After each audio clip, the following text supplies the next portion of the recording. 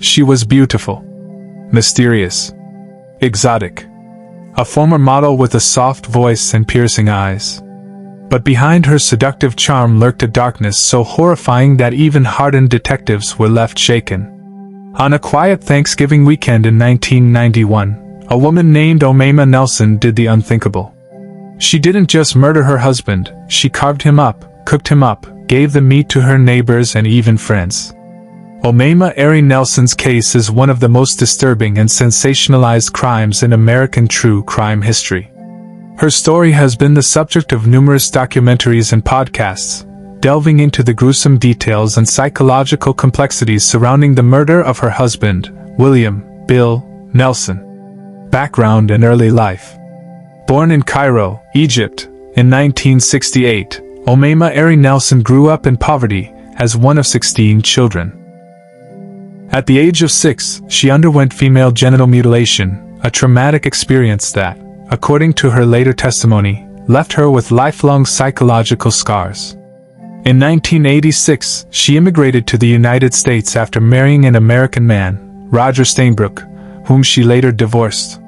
Settling in Southern California, Omaima worked as a nanny and model, often engaging in relationships with older men and frequenting bars under aliases like Ishta or Nadia. Her behavior during this period was described by prosecutors as almost hooker-like, marriage and murder. In October 1991, Omaima met 56-year-old William Bill Nelson at a bar in Huntington Beach, California. Despite a 33-year age difference, the couple reportedly married within days, though the legality of their union was later questioned due to the absence of official records. Bill Nelson had a criminal past, including a conviction for smuggling marijuana. Over Thanksgiving weekend in 1991, Omaima murdered Bill in their Costa Mesa apartment. She claimed that he had sexually assaulted her, prompting her to kill him in self-defense.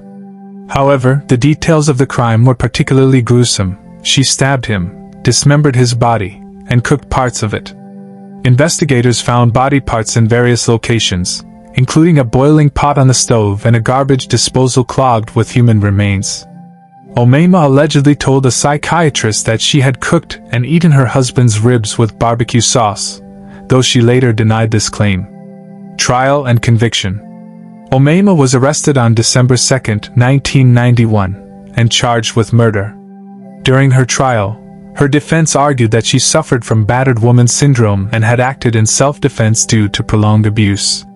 They also highlighted her traumatic past, including the female genital mutilation she experienced as a child.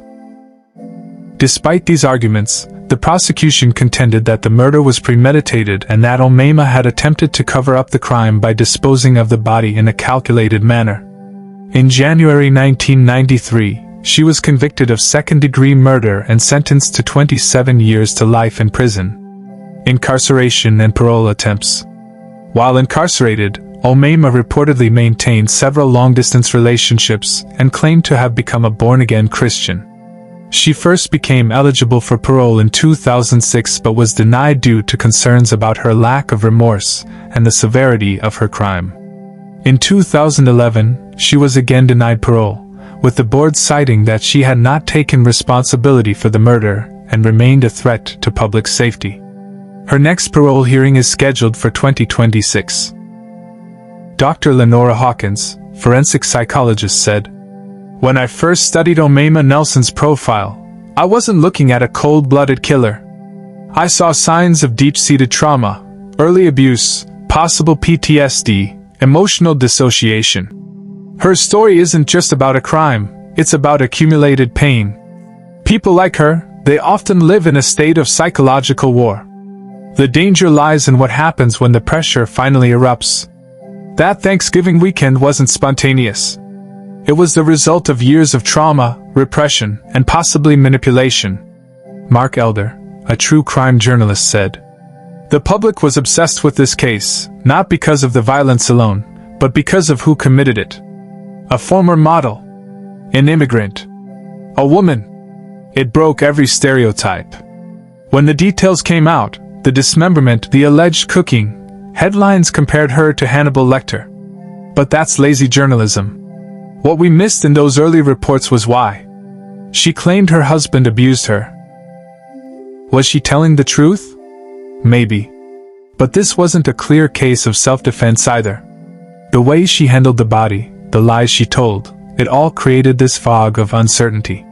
And in that fog, the media turned her into a monster. The reality, as always, is more complicated. Lisa Gonzalez, former neighbor, said, "I used to see her around the complex. Quiet. Always dressed up like she had somewhere to be. But you could tell, there was a sadness in her. A stiffness. I remember once she asked me for help fixing her microwave, and she looked so nervous, like she wasn't sure if she could even ask. I didn't know what was going on in her life, none of us did.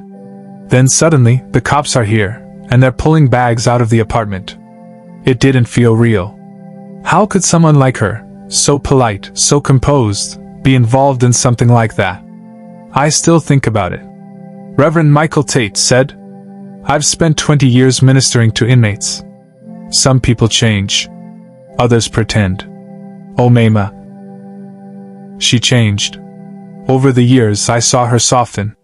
She stopped talking about her case and started asking about the meaning of suffering. She began reading scripture. Not just to save her soul, but to understand why she did what she did. One time, she told me, 'I don't want people to forgive me. I just want to understand why I broke.' There's something powerful about a woman who's spent half her life behind bars, not asking for sympathy, just clarity. I can't excuse what she did.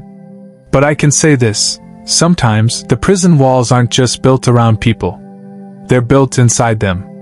Angela Nguyen, criminal defense attorney, said, "This case became a media circus. And when that happens, truth gets bent." Omaima had no expert defense for battered woman syndrome at trial, something that might have changed the outcome today. The system often fails when it comes to trauma-informed justice. And Omaima Nelson's trial is one of the more haunting examples of that.